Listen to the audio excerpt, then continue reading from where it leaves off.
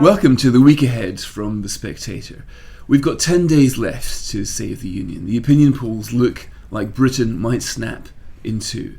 It's difficult to think about many other topics. The newspapers all seem trivial by comparison to the fact that the country is just a few days away from dissolution, or could be.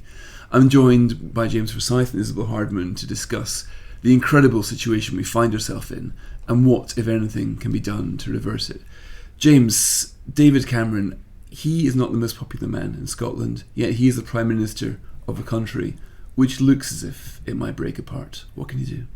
Well, I think what we're going to see is a declaration probably on Wednesday from the Free Party leaders down here, Cameron, Miliband and Clegg, about the timetable for devolving more powers to Scotland. And they think this, it baffles me, as a Scot, as to why they think this is going to work. Because this is, if people want more powers for the Scottish Parliament, they'll vote for independence.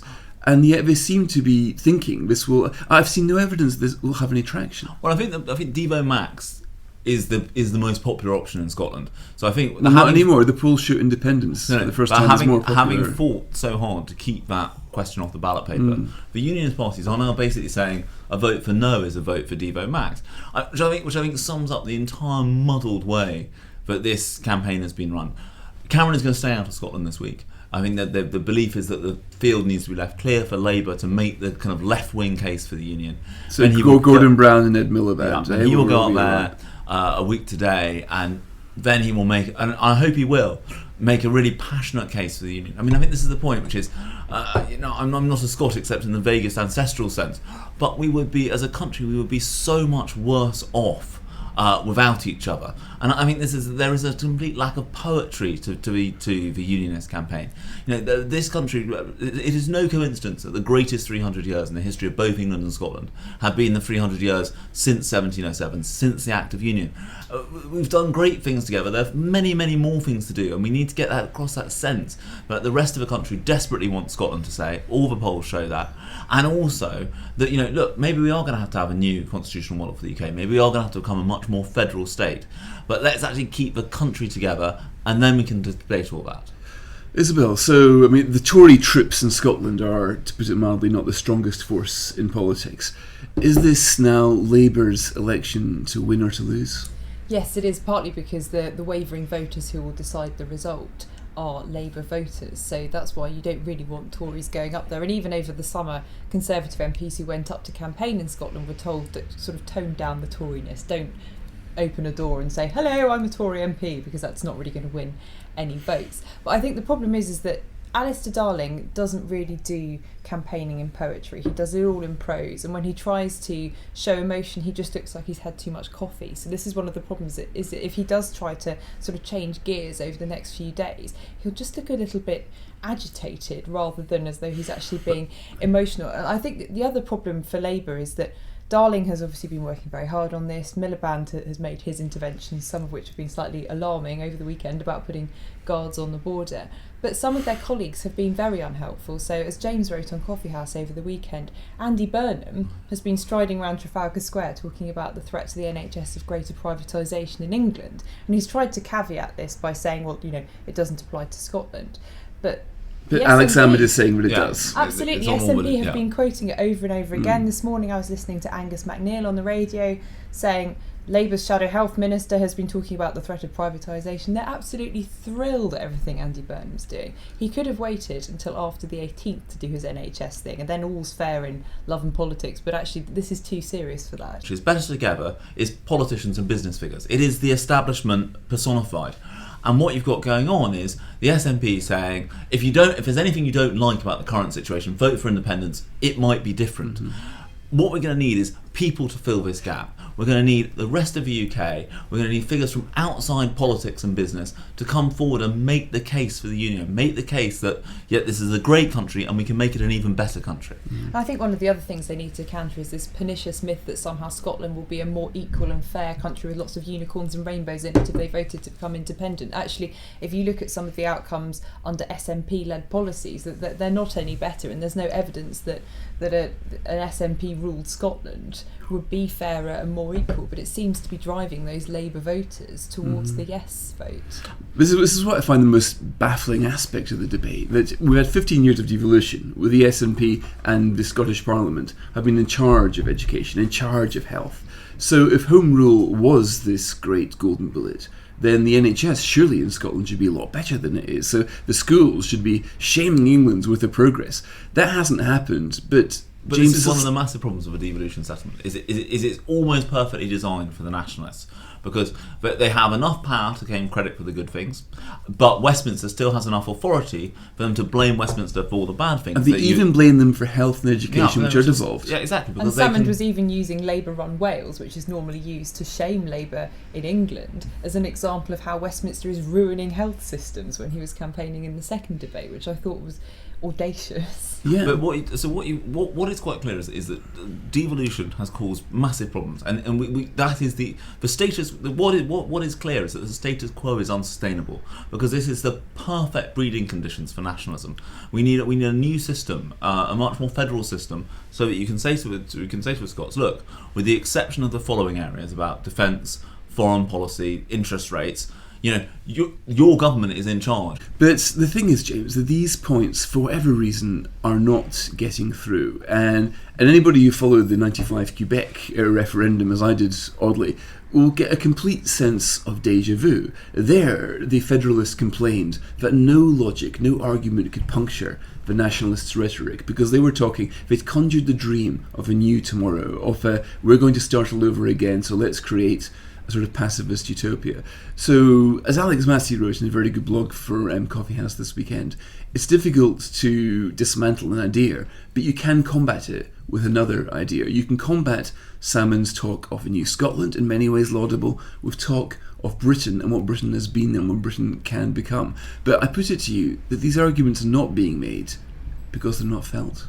I think it's also because we've got this cultural cringe.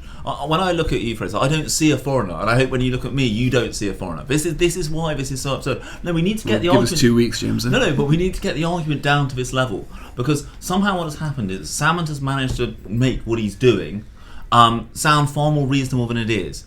Alex Salmond is trying to divide families. He's trying to say to people, your relatives are foreigners. He is trying to say that we shouldn't that we shouldn't have the same care and concern for people on one side or the other of the old Hadrian's Wall. That we need to reject that. We need to talk about the fact that when Britons are in trouble around the world, we don't look to see whether they're Scots, Welsh or Northern Irish before we decide whether we're concerned. We feel for them as fellow countrymen and fellow countrywomen. They're our fellow citizens. We need to make the argument that we are Britons together, and that Salmond is trying to divide us. He's trying to split people up. He's trying to force people in Scotland to choose whether they're Scottish or British. And we need to reject that false choice. But we also need to make clear what Salmond is trying to do. Salmond is trying to make independence sound very much like Devo Max. He claims that the Scots and English will still have a social union. No, he won't. You need to make the case that he is splitting up this country. So, Isabel, with only 10 days to go, what can be done? I mean, Ed Miliband is as unpopular in Scotland as David Cameron, which is saying something. I can't think of a last Labour leader to be no more popular than the Tory leader in Scotland. So if Ed Miliband can't get through, if David Cameron can get through, I mean, James says we need to do things. Who is the we?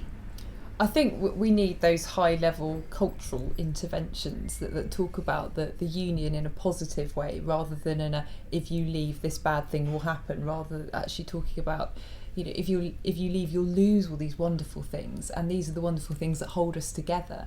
And I think you can't have that from a politician, partly because people just switch off when they see politicians. I don't know, you might maybe hope to see someone really high profile intervening, possibly even something from the Queen, who's appeared on quite a few front pages in the past few days. But there is a question of who can politicians actually give up to and say, well, actually, we're not good enough. I mean, James, the Queen did consider intervening in Canada. We know this because she was hoax called by a Canadian radio station who said to her, will you make a televised intervention? And she agreed. Do you think that would help now?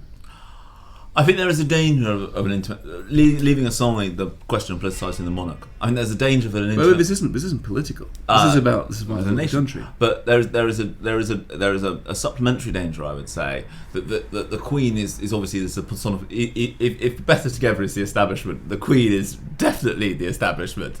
But she's got a higher approval rating than any politician, than any always institution. Been very anxious to keep her on board. I mean, people. there are some people who think that the SNP abandoning republicanism has led to a tempering of the royal family's pro-union sentiments in this whole business.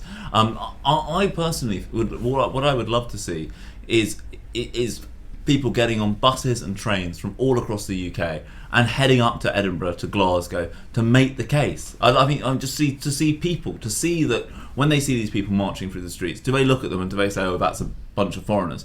Or do they say, no, but these are our friends and our family? We at The Spectator, we've invited people to write in, write a letter to me, editor@spectator.co.uk, saying to Scots why they should vote to stay in. We got in this morning to work and found huge number of responses, which bodes well for this week's issue.